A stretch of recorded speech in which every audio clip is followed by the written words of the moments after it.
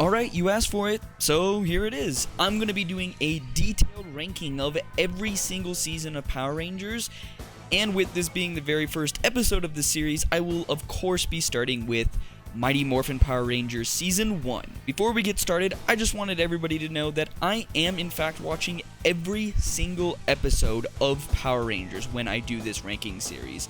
So this isn't based on just nostalgia or just my memories of the season or even a few episodes that I watched. I am going through and watching every single episode. So this is my opinion based on watching all of these episodes. With that being said, let's get into this. So I rank this season as GOAT in my rankings, and I absolutely stand by that ranking. Without this season's success, we would probably not have Power Rangers as we know it today. It's the start of a 30-year run of lore, of changing hands, of different mediums. It has the most iconic imagery and is by far the most popular season of all. And for that, it has to be the greatest of all time. I mean, come on, when you talk about Power Rangers, this is the season that everybody thinks of. The suits, the music, the characters, all legendary. So with that being said, let's get into the good and bad of Power Rangers' very first season. Let's get into the very first thing you hear as you start an episode, the music. Now, I think a big part of this season's success is its music, and that's something I have to give the American team a lot of credit for, because this wasn't music that came from the Sentai season. The intro song is just electric, and I don't think it's ever been topped in any season following this. They also made a bunch of songs to play as a character would come on screen, like Bulk and Skull's music, or music that plays when the Rangers fight. In future seasons, I don't really notice this happening as much. They usually just play the intro song when the Rangers are fighting, or generic action music, so the fact that this season has its own soundtrack for pretty much any event that happens is really cool. They're also just particularly good songs. I could listen to these songs just in general, although it may be a tad bit corny for each character to have a theme song and for there to be a specific fight song. I think in this instance it works really well, and the music is just electric and iconic. I do think this is a big reason for the show's lasting legacy. You may not remember these songs right now, but I promise if you go back and listen to them, the nostalgia will come flooding back. My only critique with the music is that it can get a little repetitive if you binge watch the season. Now, that's not incredibly fair of me to say, because this isn't how the show was meant to be consumed. It was meant to be watched on television every once in a while and not necessarily watched back to back to back. That being said, it did come out on VHS tapes and you could binge it back in the day, so this isn't a completely new way to watch the series. So I'll stick with my critique. It can get a little annoying to hear the songs over and over again. The repetition kind of wears on you after a little while.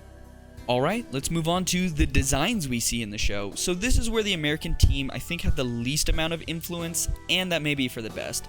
This season of Sentai had some really great designs, so it would have been a shame if the American team changed a bunch of it. The suits themselves aren't perfect. I don't think diamonds were the best design motif. To me, it doesn't really scream prehistoric or dinosaur, but the helmets are amazing. They are the absolute opposite. I think you get exactly what the vibe of the show is just by looking at the helmets. They're uniform enough that you can tell they're from the same team, but unique enough that you can tell each character's individual identity. That same point goes for the morphers they wear on their belts. Uniform, but by looking at the power coin you can tell exactly which ranger it is immediately. I also really like having the morpher on the belt. I think it ties together the continuity of them transforming to their morphed state. A lot of the time, seasons of Rangers will have a generic belt buckle or wear the morpher on their wrist. My issue with these is that they're usually too uniform. A lot of morphers from this season moving on are just exactly the same as each other. However, this season really does do a good job of making the team feel uniform, but giving them their own distinct looks, which I really appreciate. I may be a bit biased, but the Blue Ranger design is my favorite, with a close second being, of course, the Green Ranger. The gold shield on the Green Ranger is just so iconic, and although it may be a tad bit underwhelming for a 6th Ranger as you go through the series, I just want to remind everybody that this was the first 6th Ranger, even for Sentai. So the fact that they got it this good right off the bat is just mind-blowing. Following the general design aesthetics of this season in general, the Green Ranger is a perfect blend of uniquely identifiable as being special while still feeling like a part of the team. A lot of the times I find 6 Rangers either look too close to the rest of the team where you don't think it's a special Ranger, or too far from the rest of the team that it doesn't really look like it's from the same season. My only issue with the Green Ranger, and you may have guessed this already, is the American shield. I just really don't like the cloth look of it. And I know this wasn't completely in their control. I believe it was that the original shield didn't fit JDF, so they had to find a replacement at the last minute, but just looking at it, you can clearly tell when it's Japanese or American footage just by looking at the shield, and let's be honest, the Japanese shield just looks so much higher quality. I think the weapons they use are really cool, albeit the sword and the bow are pretty generic, and we do see these designs pop up a lot in different seasons. I think the power axe, the power lance, and the power daggers are pretty cool looking, and they each have their unique design element with the power coins on the actual prop, which I really like seeing. Oh, and how can I forget about the dragon dagger? Now that is a really cool design. I didn't think that I'd like the combination of a flute and a dagger, but it just works. Every time the Green Ranger pulls it out to summon the Dragonzord, I'm all on board for it. Oh, and having the Red Ranger dual wield the power sword and the dragon dagger was absolutely legendary. I wish more of the Rangers got to dual wield because it just looks so cool. Moving on to the last members of the Ranger team, we have of course Zordon and Alpha 5. Starting off with Zordon, I think they did a really good job with his design. He's a blue floating head in a tube, which matches the sci-fi vibe very well, and it also makes sense for him as a mentor character not being able to help the rest of the team in battle. He has to guide them more through his words because he literally can't leave the tube. Although it is funny that early on they reveal what Zordon looked like before he was in the tube, and I believe it's using source footage from Barza, Jew Ranger's mentor. I'm probably mispronouncing that. But he is just sort of a normal humanoid look, which is funny because when they eventually reveal what Zordon looked like before he was in the tube, it's completely different. So I don't know if they just forgot about that or decided to retcon it. Either way, it's just sort of a funny tidbit. Moving on to Alpha 5, I think they did a great job with this one. A perfect, marketable robot. Human enough to be relatable, but also robot-y enough to get the sci-fi theme across. I like what they did with this Alpha 5 way more than what they did with the 2016 movie. That thing still gives me the creeps. It may be a little bit low budget for people, but I think it gets the point across and it looks really fun. Oh, and before I move on, I should mention the command center. I really like the design of the command center. Although it is a little low budget, I think on the old footage it looks great. I think they just had lights dangling from the ceiling, and on that old footage, it looks like twinkling stars, so it looks really amazing. I love the command center. I love all the consoles. I even love the exterior of the command center. It's a place that I hope to go and visit one day, because it just looks really cool. Alright, I may be a little bit biased when it comes to this point, but I think that this is the best Megazord design they've ever had. I think some Megazords have come close to matching it, but I genuinely don't think that there's a better Megazord design than this. And that's for a few key reasons. The first thing I like about it is that each part of the Megazord is uniquely identifiable and also serves a functional purpose. So each part of the Zord actually turns into the body part it needs to be. I think a lot of future Zords, they just have the Zord attach onto the thing and you have a shark for an arm instead of an arm for an arm. Also, the Megazord just has an amazing silhouette, and that's mostly due to the helmet design. It just looks really good. The whole Megazord doesn't feel too over-designed or too under-designed. It fits that nice middle ground. And I do think that this is one of the best Megazords that Sentai had to date. When I looked through some of the old mechs that Sentai had, I wasn't really too inspired by them. This is the first one that I think they really got a good handle on how to combine all the Zords into an interesting mech with it still being useful. Now, the individual Zords themselves are fine. They're nothing particularly incredible. They look good as dinosaurs, but they're nothing to write home about. but when they come together to form that Megazord, they form something really special that I don't think has ever been topped. The one caveat to that is, of course, the Dragonzord. It's perfect as it is. In fact, I don't want them to change it. I prefer the Dragonzord when it's in its base form. I mean, it's literally just Godzilla. How cool is that? All of what I just said applies to the base Megazord and the base Dragonzord, though. The rest of the designs, I'm really not too crazy about. The tank formation of the Megazord is okay. It's in a few episodes, they don't really use it that often, it doesn't seem very functional, and I don't really like it. The Dragonzord battle mode I think only appears a few times, but I also really don't like the design of it. It looks okay, but I would just prefer the regular Dragonzord and the Megazord to be teaming up instead of mixing and matching parts. Also, people may be mad at me for this, but I've never liked the Mega Dragonzord. It's just not a good combination of the two Zords. Have you ever heard the term a hat on a hat? Well, this is literally a Zord on a Zord. They don't do anything to integrate them other than just putting the Dragonzord on top of the Megazord. I think there was a really cool way to combine these Zords, but I don't think this was it. Oh, and speaking of a hat on a hat, let's talk about the Ultra Zord. That's literally a hat on a hat on a hat. Titanus does nothing to integrate with the Zords, they literally just stand on top of it and shoot a bunch of artillery. It takes everything I like about the original Megazord design, how sleek it was, how it could move around, how every piece was functional, and it throws it out the window in favor of just them sitting on top of it and shooting a bunch of artillery. And I know this was probably just to sell more toys to kids, but I just don't like how it looks. Titanus by itself is completely fine, but when they combine, I just don't like how it looks. Give me regular Titanus, regular Dragonzord, and regular Megazord, and that's my perfect lineup. Alright, let's move on to the villains, of course starting with Rita Repulsa. Now, Rita Repulsa's design is a little simple, but I think it works to their credit. When you look at Rita, I think you get her vibe immediately. She's a little bit spacey, a little bit witchy, and definitely the villain. Some may think this is an example of an over-design, but personally it works for me. Let's move on to the General, starting off with, I think, the best design, Goldar. Although he is just pretty much a Wizard of Oz flying monkey on steroids, I think it works completely. Looking at him, I think you can immediately tell that he's some sort of monster or alien creature because he has a lot of identifiable parts that have been kind of smushed together, but he's also wearing gold armor and he talks and he has a sword, so he's got a lot going on, and I think it makes for a really interesting design. Scorpina is the General that I think has the next best design. Although she's not in the show a lot, again, I think you look at her and you get her vibe immediately. She's a scorpion woman. It's kind of threatening, it's kind of hot, and she's not in the show nearly enough. The remaining Generals are, of course, Squat, Babu, and Finster, if you can even call them Generals. I don't really like any of their designs. They're all pretty basic. They all look alien-ish, but they're not particularly cool or anything. The fact that two of them are comedic relief characters really doesn't do them any justice.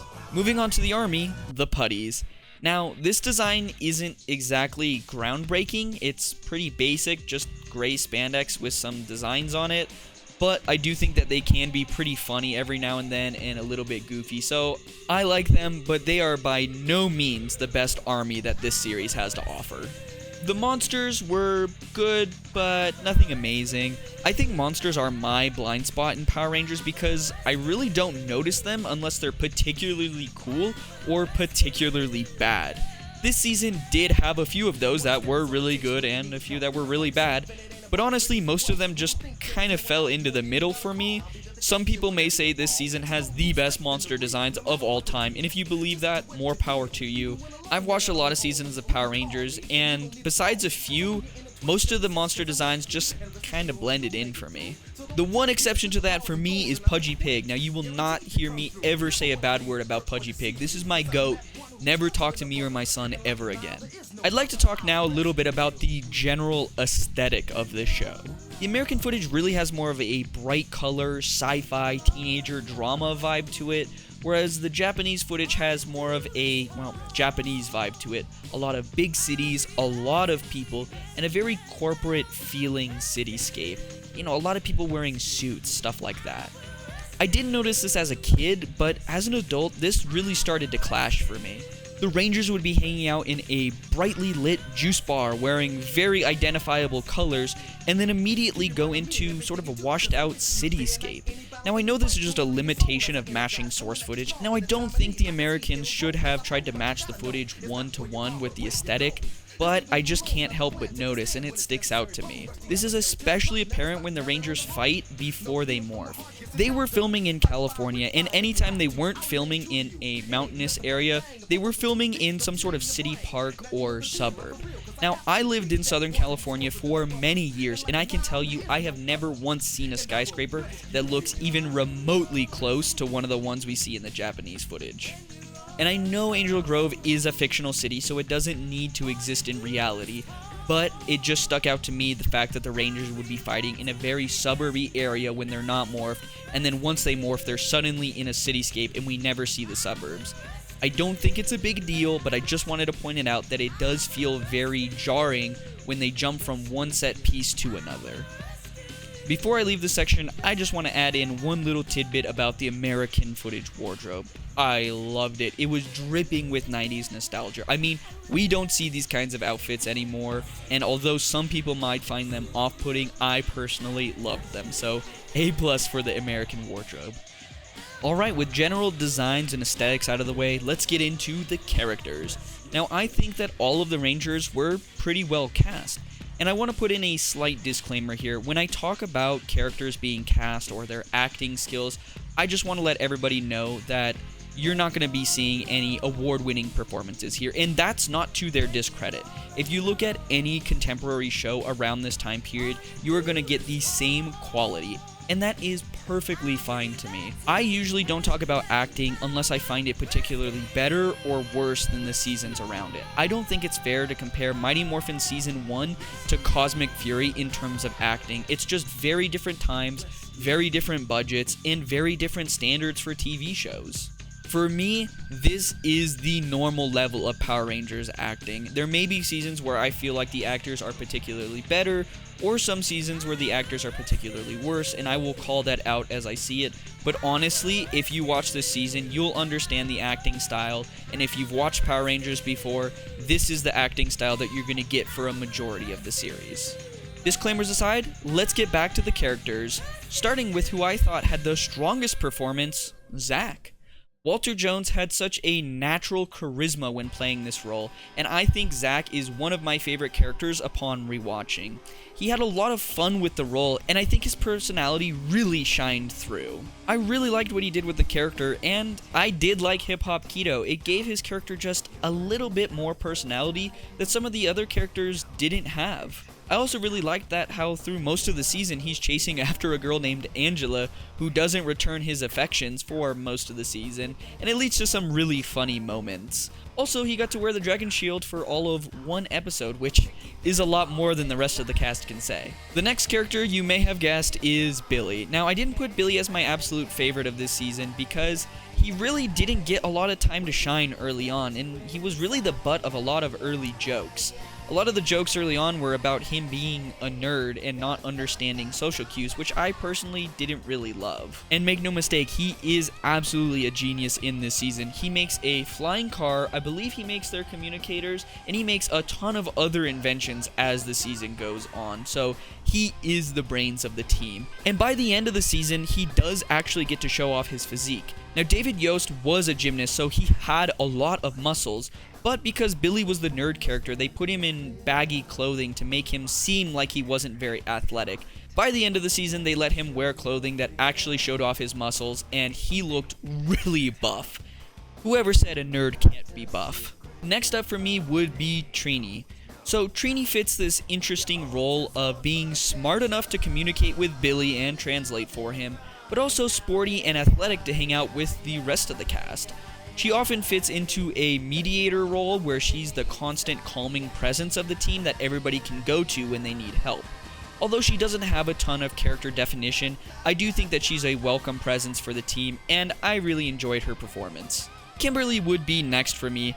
Now, Kimberly has the unique distinction of being one of the few Rangers that actually gets a little bit of character depth. We get a tiny bit of her backstory, and we learn that her parents are divorced. Now, this isn't a huge character moment, but it does give us a little bit of insight into her character, and we don't usually get these insights into the rest of the cast.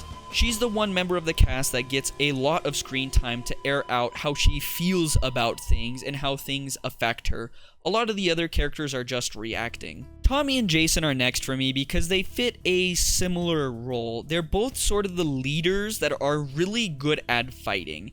And they are really good at fighting. Both Jason David Frank and Austin St. John are really good fighters, but they aren't really given too much to do outside of fighting. I should say though, out of the two, Tommy definitely has the more character growth and the more character plots that make him more of an interesting character overall. He gets the biggest story arcs of the season. We get to see him go from evil to good, we get to see him wrestle with losing his powers, and we get a lot of time to see him grow with the rest of the cast, which is really great to see. That being said, I could tell that Jason David Frank wasn't absolutely comfortable with acting quite yet, and he was still trying to get his legs under him. Now, he does get a lot stronger as the seasons progress, but right here in the first season, he definitely feels a little unsure of himself. His acting can sometimes be a little stiff or a little forced. That being said, when he was Evil Tommy, I think it came really naturally to him, and that was my favorite performance of his this season. As a final note about Tommy, I don't think they utilized him as much as they could have, and that was mainly down to source footage. In Sentai, he kind of just shows up, kicks some ass, and then leaves. And that's what Tommy does here. A lot of the times, the Rangers will go off to fight and Tommy will stay behind for some inexplicable reason and then join them halfway through the fight. It's not the biggest deal in the world, but it does make his character feel a little disjointed from the rest of the team from time to time. Oh, and as a final note, the Green Ranger just has an aura to him that the rest of the Rangers don't have. When he shows up, you know something cool is about to happen. Generally speaking, all the Rangers this season were pretty one-dimensional, with a single character trait defining their entire character. This isn't the biggest deal in the world for Season 1 of Power Rangers, but I'm really happy that they started going into more character depths as the seasons progressed. In this season, pretty much all of them are perfect people with very few character flaws. Even Tommy was mind-controlled, so you can't really blame him for what happened. Moving on to the rest of the supporting cast, Zordon was fine. A little boring perhaps, but that's kind of his role as the mentor. He can't really fight or do anything, so he has to guide the Rangers with his words, which means he's not really doing much. He never really gets mad at them or particularly happy with them. He's pretty much just neutral. He can be encouraging, but he doesn't really have much to define him other than mentor. On the opposite end of the spectrum, I absolutely loved Alpha 5. The chaotic energy that it brings to the show is just next level. It's definitely a character that is designed to be a comedic relief, but it's also a character that has such a pure energy that you would be devastated if anything ever bad happened to it. It matches both a childlike innocence while also being a super genius, and I just think that's really cool. I think the standout for the human cast has to be Bulk and Skull. Although their antics could be a little goofy and it could be a little annoying from time to time when they were just one-note bullies, I do think them fully committing to the bit is what made these characters work. If they hadn't gone all in with their performance, these characters would have been a lot more annoying. But as it stands, I absolutely love them, and they got quite a few laughs at me that I didn't think they were gonna.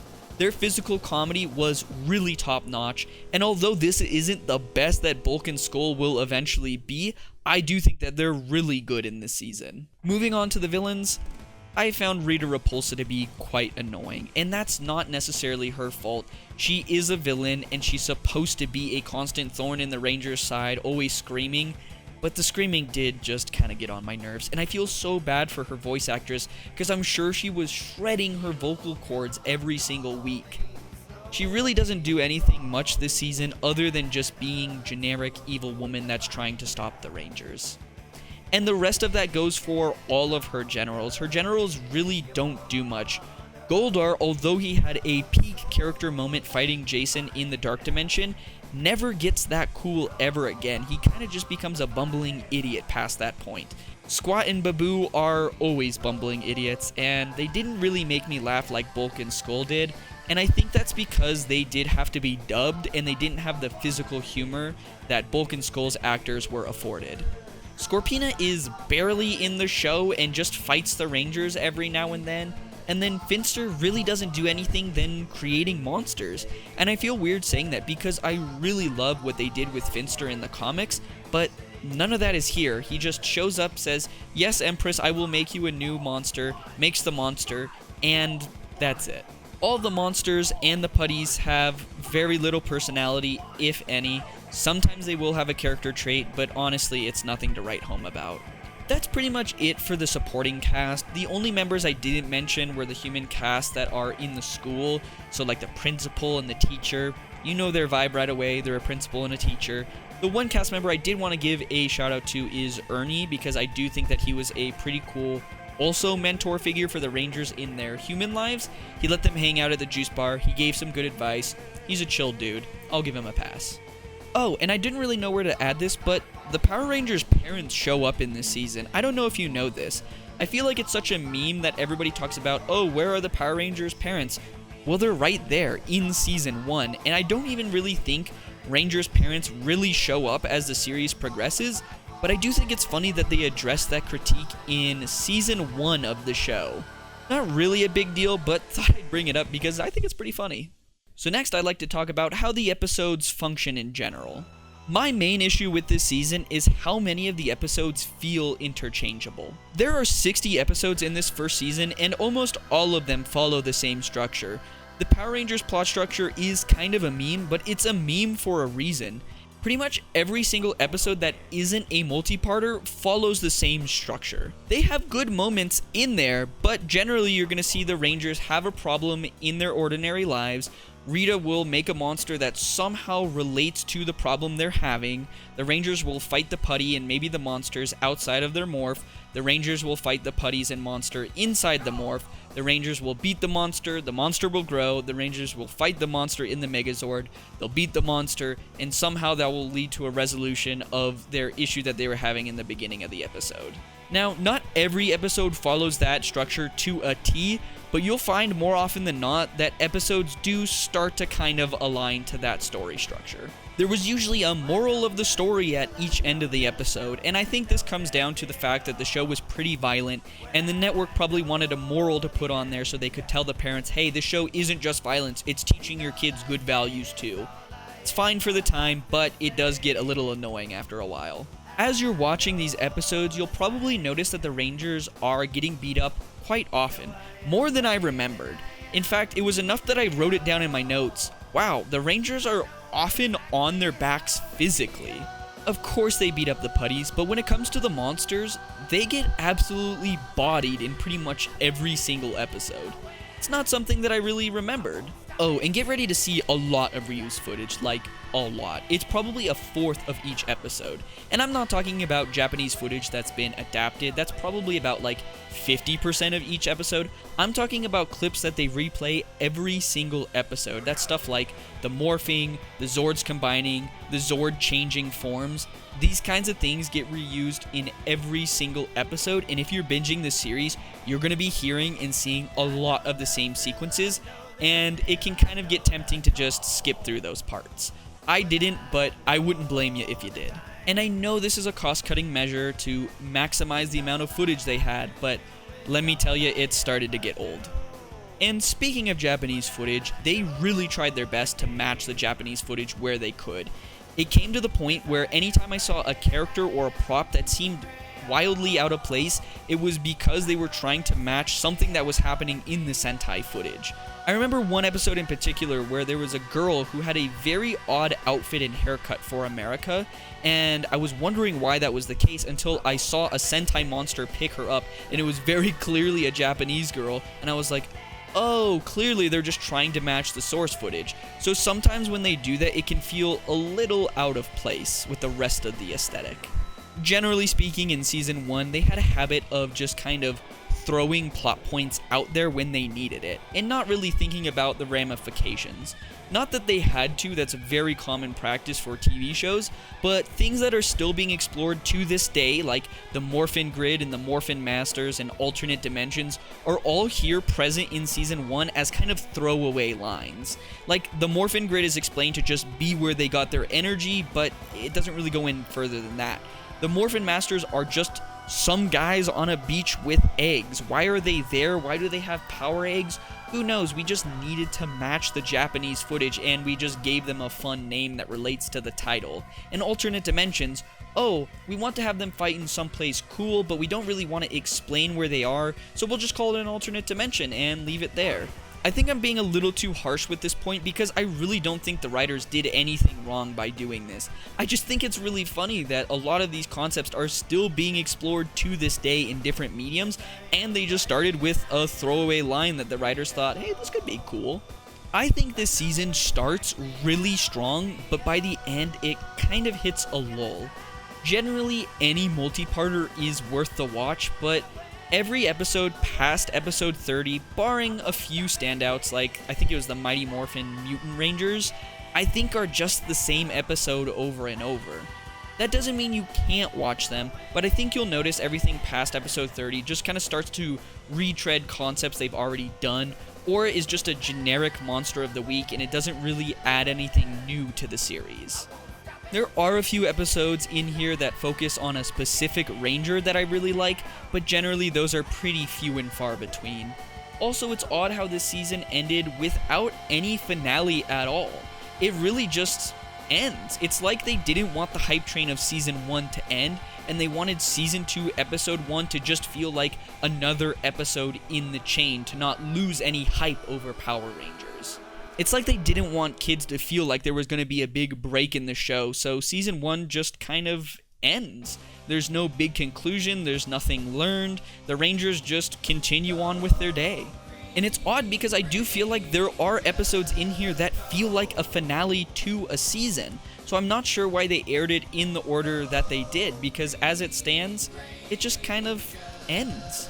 There's nothing really special or monumental about the end of Season 1. In fact, there's really not much to differentiate the end of Season 1 with any of the other episodes that came before it. To sum this section up, my biggest gripe with this season is the fact that so many of the episodes feel the same. They all follow the same formula, they feel like they came out of a mold. Very cookie cutter vibes. I understand this is because the season has 60 episodes and they were trying to milk the Sentai footage for every single second they could, but on rewatch, most of the episodes just kind of blend together. I think this is an art that later seasons of Power Rangers really started to perfect. Fewer episodes of higher quality versus more episodes of just repeating the same thing over and over. I'd like to now talk a little bit about the editing and effects work that's in this season. Although I didn't notice it to happen super often, every now and again the editing would be really jarring. For instance, they would do this effect where they would play the same hit 3 times in a row really fast, and the issue is that it would be flashing lights over and over, and it kind of just made me think of that Pokemon episode that got pulled for giving kids seizures. Like, yeah, I know why kids were having seizures in the 90s, because the editing was absolutely bananas, and if kids were sitting right here with lightning flashing in their faces 3 times, yeah, I would probably have a seizure too. That being said, I think a lot of the effects work in the season is absolutely top-notch. I think they did the best with what they could with the budget, and it worked out more times than it hurt them. Yeah, there were a few weird green screen shots here and there, but overall I found the effects to be very convincing. I really liked the morphing sequence. It was simple but effective and very memorable. The teleportation effect was simple, but I think it worked really well and it holds up today. I think the lower budget actually helped them in some ways to be a little bit more creative with what they had. They were forced to do certain plot points based on the source footage, and it made things actually work in my opinion. I feel that sometimes when Power Ranger seasons get a little bit too much money to do what they want, they tend to lose the plot a little bit. In fact, I would prefer the practical effects of the Megazord and pretty much all the practical effects they do over the bad CG that I see in a lot of the future seasons. I will take rubber monster suits and a guy in a Megazord suit over bad CGI any day of the week. Just as some final thoughts to wrap this video up, This is a kid's show, so there's going to be a lot of leaps in logic, and if that kind of bothers you, this may not be the season for you. Like the Megazord, for instance. You really never know if the Megazord is on your side or not if you live in this universe, because even midway through the season, after the Green Ranger is supposed to be good, the Megazord will start attacking people. I can't imagine being a citizen being like, oh, is the Megazord good today? Yes? Awesome. No? Great, I'm about to die. Like, it's not a big deal or anything, but it just is something that I noticed. Also, people will appear or disappear for seemingly no reason. Like, a character will be missing for like 6 episodes and then come back and nobody will talk about it at all. Scorpina leaves the show for a little while and comes back with no explanation as to where she went. Now, I think a lot of this is just the writers going with what they had. I mean, this was a kids' television show in the 90s. I don't think they expected this to be as big of a hit as it was, and I don't think they expected the series to run for 30 years, so they were just kind of going with what they had, and honestly, they made a really good product, so no shade to them whatsoever. What they did worked, and kids ate this show up. It's very easy for me to sit here 30 years later and go, I probably would have done that writing choice differently, but I wasn't there in the trenches creating the show as it happened. So everything I'm saying here kind of has to come with a grain of salt. It worked, it became the most popular thing on TV for a while, and it's the reason why we still have this series 30 years later. You may notice I'm more critical of the things I'm saying right now in future seasons, things like designs, things like character, things like plot, but I think I have to give this season a lot more credit because it was the start of something really special, and it has endured in people's minds all these years later. And I do think it deserves credit for starting this series off with a bang. Although there may be things I would have done differently, it worked, and it's the reason we're still watching it today. In a lot of ways, Power Rangers as a series hasn't moved beyond Mighty Morphin for better or worse. I personally think there's a lot of really great seasons out there that people aren't giving a chance because they're stuck in Mighty Morphin nostalgia. But that being said, when I watched this season again, all the nostalgia came flooding back and I had a ton of fun watching it, so I really can't blame them. If you disagree with its GOAT ranking, I absolutely understand, but for me, this is where it has to go. I could not imagine putting it anywhere else. Although this season hasn't aged as well as I would have liked, it still brings me back to being a kid, and I think there's something to be said about that. In fact, if you're a fan of this season and you want to experience it in a new way, I would highly recommend the comic series from Boom. Although some people are admittedly divided with the plot as it goes along, I think from the start of the run all the way through Shattered Grid, it is an amazing read. If you're a fan of Mighty Morphin Power Rangers, you need to read this comic. For me, it encapsulates that energy that the show had when I was a kid, but with all the added character depth, character motivations, and interesting plot stuff that I look for as an adult. It's the perfect combination of childhood nostalgia with actual really good superhero storytelling. I personally think it's a must-read, and it's actually what got me back into the series after not consuming anything Power Rangers for almost, I think, 15 years. So if that isn't a credit to the comic, I don't know what is. Seriously, go check it out. It's pretty much all of the strengths with very few of the weaknesses. That's all I have for this video. If you want to see more of this series or have an idea for a future video, please let me know in the comments down below. Next time, I'll be ranking Mighty Morphin Power Rangers Season 2. See ya!